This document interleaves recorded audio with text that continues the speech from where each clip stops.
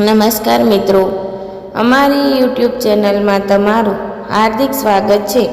જો અમારી ચેનલમાં નવા હો તો લાઈક, શેર, સબસ્ક્રાઈબ જરૂર કરી દેજો। તો આજે આપણે એક સરસ મજાની કહાની વિશે જાણીશું। તો ચાલો આપણે શરૂ કરીએ આજની આ કહાની। પૂરી સાંભળવા નમ્ર વિનંતી। આજે આપણને જે કંઈ પણ મળ્યું છે તે આપણા પિતૃઓને કારણે જ પ્રાપ્ત થયું છે। માટે જ જે રીતે પરમાત્મા કે દેવી દેવતાનું મહત્ત્વ છે, તે જ પ્રકારે સદગત થયેલા આત્માનું પણ પિતૃદેવ તરીકે વિશેષ મહત્ત્વ છે। ક્યારે કરવું શ્રાદ્ધ? પિતૃપક્ષ શ્રાદ્ધ પક્ષમાં પૂનમથી શરૂ કરી અમાસ સુધીની 16 તિથિમાંથી આપણા સદગતની દેવલોક પામ્યાની જે તિથિ હોય તે જ તિથિ એ શ્રાદ્ધ પક્ષમાં શ્રાદ્ધ કરવામાં આવે છે અને જેની તિથિ યાદ ના હોય તેવા તમામનું શ્રાદ્ધ સર્વ પવિત્રી અમાસે કરવામાં આવે છે। સર્વ પિતૃ અમાસનું જેની તિથિ ખ્યાલ નથી તેવા અને જે લોકોનું અકાળે મૃત્યુ થયું છે અથવા જેમના મૃત્યુ વિશે કંઈ જ યાદ ના હોય તેમના શ્રાદ્ધ અને તર્પણ માટે સર્વપિતૃ મોક્ષ અમાસનો દિવસ શ્રેષ્ઠ ગણાય છે।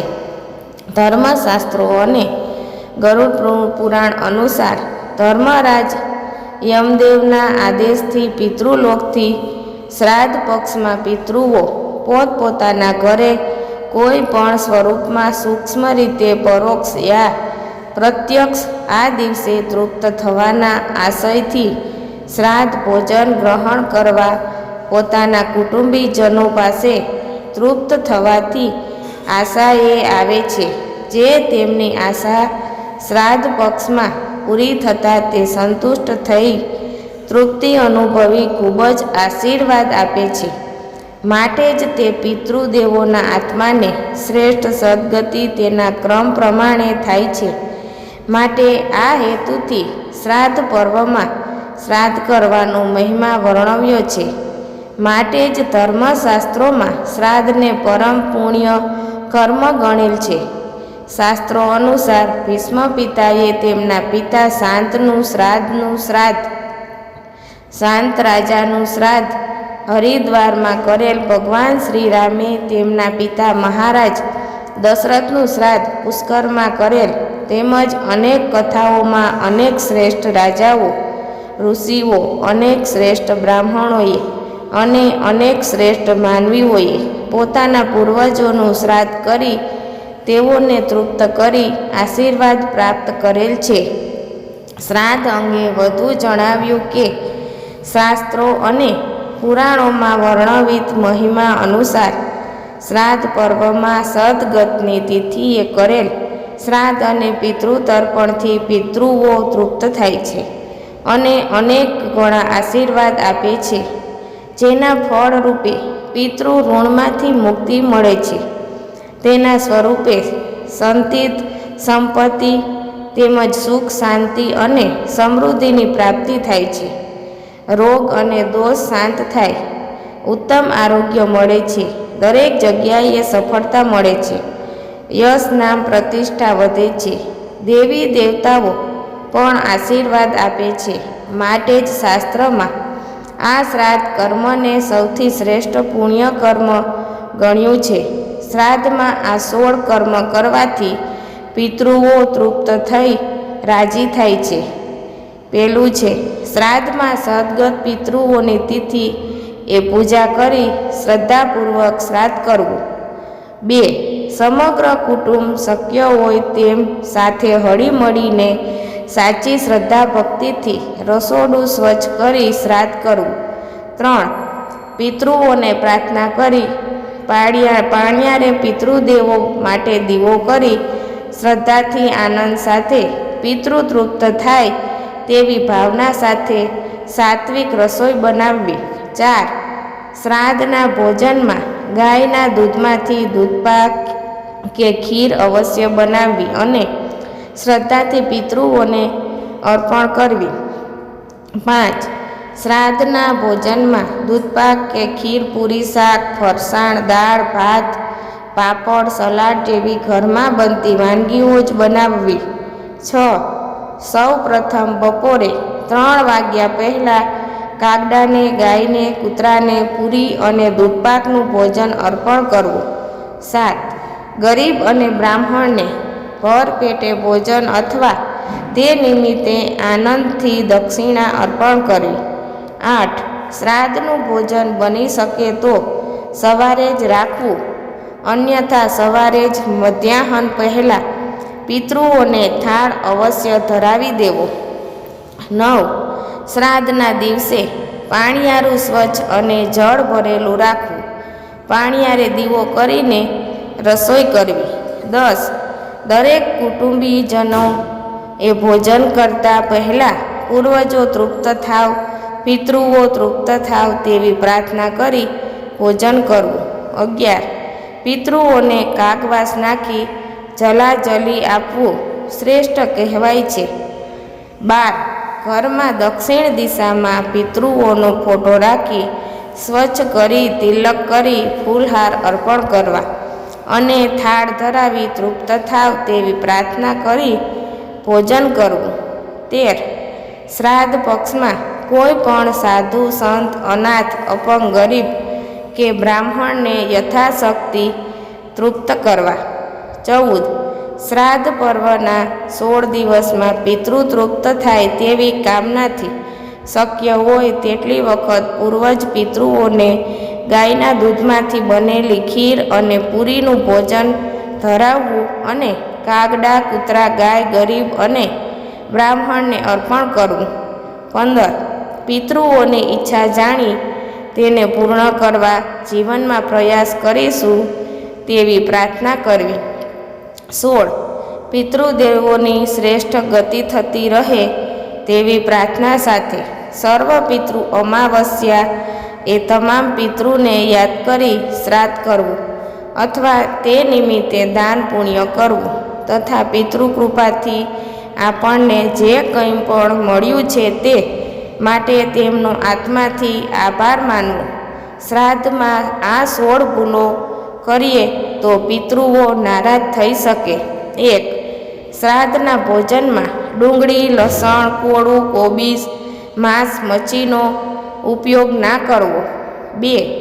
નશીલા દ્રવ્યો અને મદિરાનો પણ ત્યાગ કરવો જોઈએ, જેનાથી પિતૃઓ પ્રસન્ન રહે છે અને શાંત થઈ આશીર્વાદ આપે છે.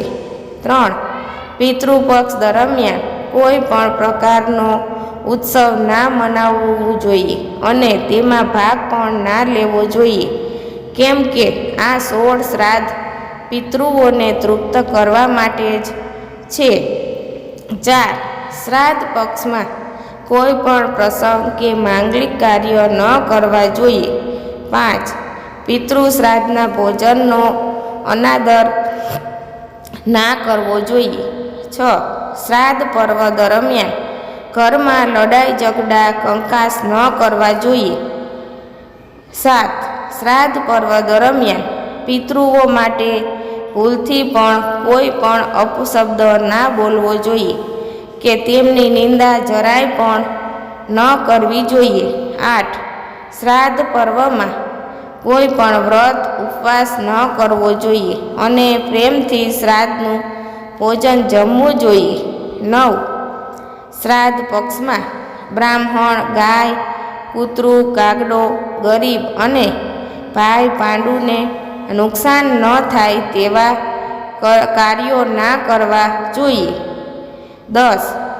શ્રાદ્ધમાં કચવાતા મને કે કંકાસપૂર્ણ મને મજબૂરી વશ ક્યારેય પિતૃભોજન ન બનાવવું.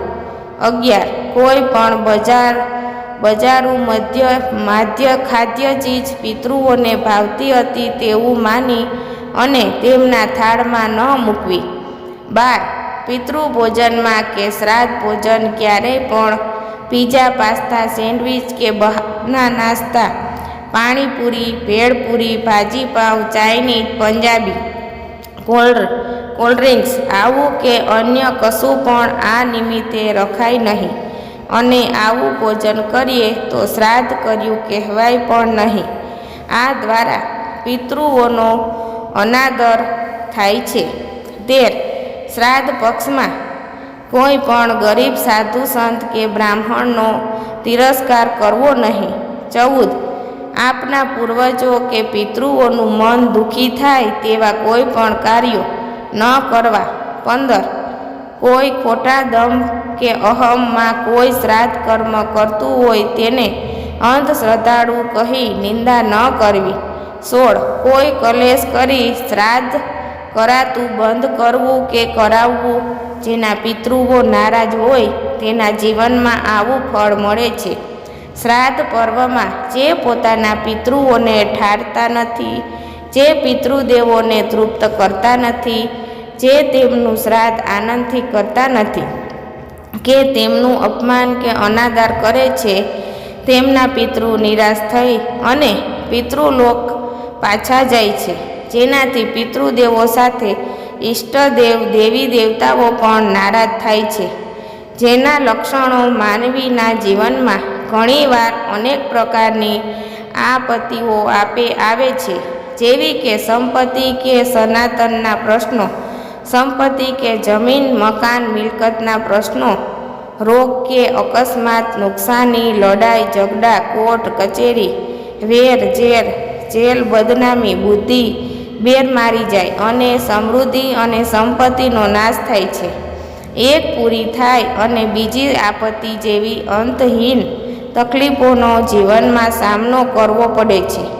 માટે જ પોતાના પિતૃઓ પૂર્વજો તૃપ્ત રહે છે. તૃપ્ત થાય તેવી સાચી ભક્તિ અને શ્રદ્ધાથી શ્રાદ્ધ કર્મ કરવું જોઈએ, જેમાં મનુષ્યનું કલ્યાણ છે. શ્રાદ્ધ પક્ષ આ કાર્યોનું પણ વિશેષ મહત્વ છે. પિતૃ સંતુષ્ટ થાય છે. શ્રાદ્ધ પક્ષના છેલ્લા દિવસે તીર્થ સ્નાન કે પવિત્ર નદીઓમાં સ્નાન કરવાની પરંપરા છે. ઉપરાંત પૂર્વજો માટે શ્રાદ્ધ કર્મ પછી દીપદાનનું પણ ખાસ મહત્વ છે. સર્વ પિતૃ અમાસના દિવસે પંચબલી કર્મ બ્રાહ્મણ, ગાય, કૂતરા, કાગડા અને કીડીને ભોજનની સાથે પીપળાનું પૂજન અને જળ અર્પણ કરવાથી પિતૃઓ પ્રસન્ન થાય છે. કહેવાય છે કે પિતૃપક્ષમાં તર્પણ કરવાથી પિતૃઓ પ્રસન્ન થાય છે અને આશીર્વાદ આપે છે. તેમના આશીર્વાદથી જીવનમાં આવનારી તમામ મુશ્કેલીઓ દૂર થાય છે.